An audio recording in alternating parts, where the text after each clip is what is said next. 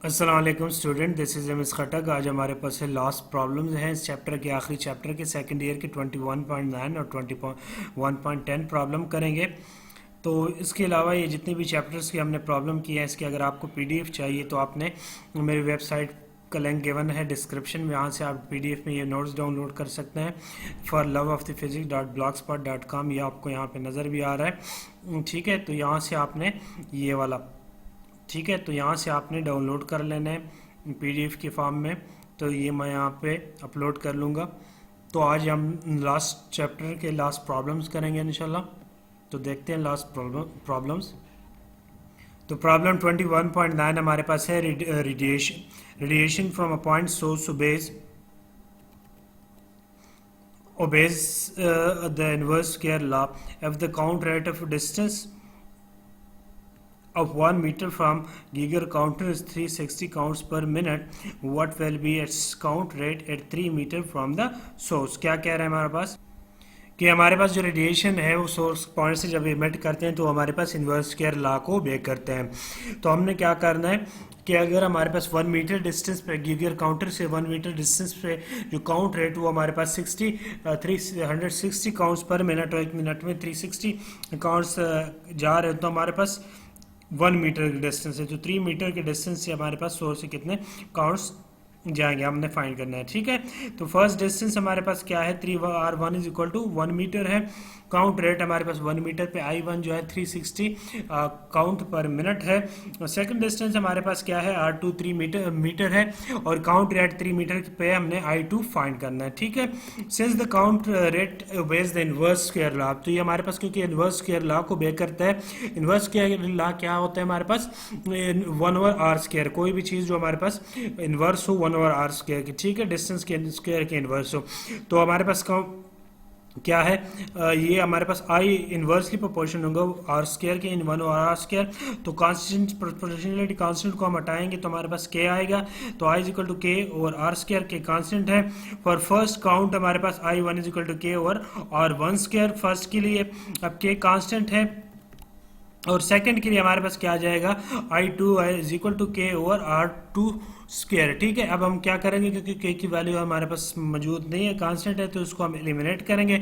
उसके लिए हम क्या करेंगे, i1 डिवाइड बाई i2 करेंगे। तो हमारे पास यहाँ से कहा जाएगा k over r1² divide by k into r2² divide करेंगे। तो हमारे पास इसको हम क्या करेंगे, k ओवर r1², ये जो हमारे पास डिवाइड में होगा ये उलट आ जाएगा, यानी r2² और क्या हो जाएगा, डिवाइड बाई k आ जाएगा। तो k और k हमारे पास क्या हो जाएंगे, मल्टीप्लाई हो जाएंगे, और यहाँ से हमारे पास क्या आ जाएगा, i1 divide by i2 is equal to r2² divide by r1²। तो यहाँ से हमारे पास i2 की जो वैल्यू है वो i1 multiply r1² divide by r2² आ जाएगी। ठीक है, तो यहाँ से हम पर वैल्यू पुट कर लेंगे। वैल्यू पुट करने के लिए हमारे पास क्या होगा, i2 is equal to i1 की वैल्यू 360 है, मल्टीप्लाई r1 की वैल्यू हमारे पास 1 का स्क्वायर, और r2 की हमारे पास 3 की वैल्यू 3² आ जाएगी। तो यहाँ से हमारे पास i2 की जो वैल्यू है वो 360 डिवाइड बाई 9, तो हमारे पास 40 काउंट पर मिनट आ जाएगी। नेक्स्ट हमारे पास क्या आ जाएगा, ये हमारे पास काउंट रेट 3 मीटर, हमारे पास क्या आ जाएगी, i2 40 काउंट पर मिनट। तो अब 1 मीटर के डिस्टेंस से हमारे पास 360 काउंट पर मिनट थी, और 3 मीटर पे हमारे पास कम हो जाएगी, 40 काउंट पर मिनट आ जाएगी। ठीक है, इन्वर्सली प्रोपोर्शन है, क्योंकि हमारे पास इसका आंसर आ जाएगा। अब इसी प्रॉब्लम का हमारे पास चैप्टर का लास्ट प्रॉब्लम है आज हमारे पास, प्रॉब्लम 21.10।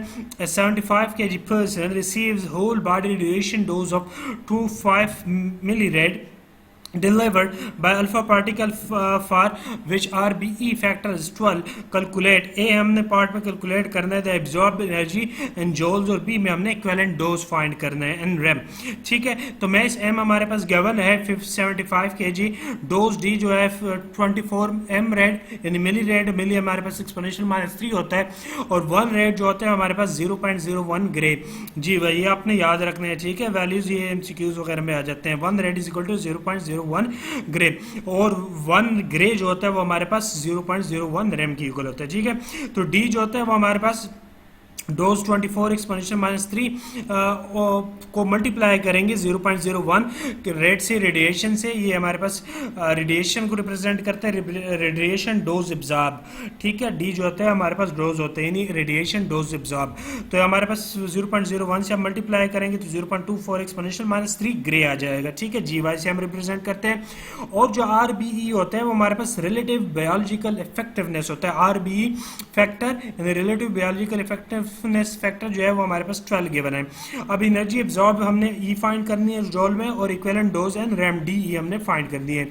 तो हम जानते हैं formula, as we know energy absorb E is equal to M multiply D, और या ये हमारे पास फार्मूला होता है, जो डोज होता है वो ई और डिवाइड बाय एम होता है, यानी ई एनर्जी और डिवाइड बाय एम मैस होता है।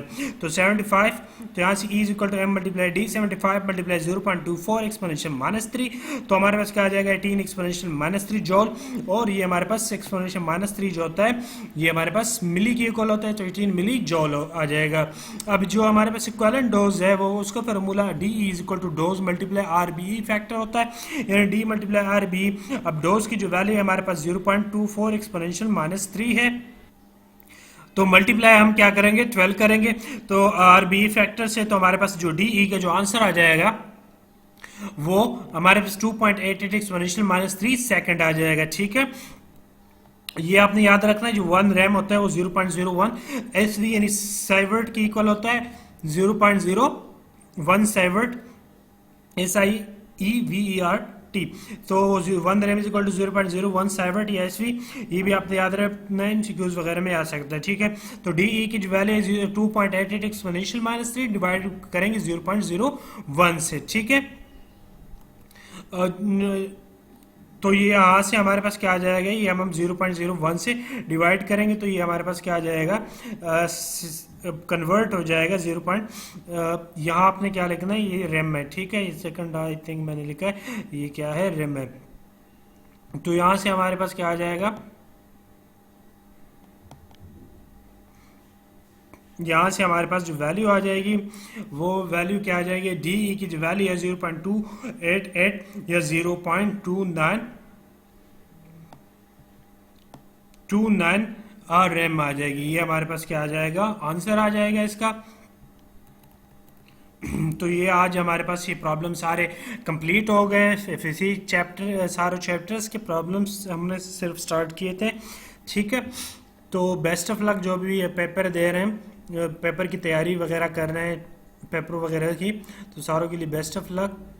अगर आपको मेरे वीडियोज़ वगैरह से मदद मिलती है तो मेरे चैनल को आप सब्सक्राइब कीजिएगा, लाइक कीजिएगा, कमेंट कीजिएगा, फेसबुक पेज को फॉलो कीजिएगा। और इसके अलावा जितने भी पिछले चैप्टर्स के आपने प्रॉब्लम्स देखने हैं तो सारों के जो लिंक्स हैं वो डिस्क्रिप्शन में गिवन है, चैप्टर डिस्क्रिप्शन में गिवन है, ठीक है। और लिंक डिस्क्रिप्शन में सारों के चैप्टर वाइज गिवन है, वहाँ से आप किसी भी चैप्टर के प्रॉब्लम वाइज आप वीडियो देख सकते हैं। इसके अलावा अगर आपको ये नोट्स चाहिए तो ये मैं अपने blogs for love of the physics.blogspot.com वहाँ पे अपलोड कर लूँगा। आप जो वहाँ से आप डाउनलोड कर लीजिएगा, लिंक जो है वो डिस्क्रिप्शन में गिवन है, ठीक है। ये लिंक यहाँ ये वाला लिंक है, ठीक है, ये वाला for love of the physics.blogspot.com for love of the physics.blogspot.com, यहाँ से आप डाउनलोड कर सकते हैं इसको। तो इंशाल्लाह बस ये एंड हो गया हमारे पास। सो जिन लोगों ने मुझे सपोर्ट किया, मेरे वीडियोस देखी, मेरे चैनल को सब्सक्राइब किया, सो थैंक्स फॉर एवरीथिंग। आज के लिए इतना काफ़ी। नेक्स्ट वीडियोस इंशाल्लाह जो भी मैं बनाऊंगा वो नेक्स्ट में बनाऊंगा। Thank you.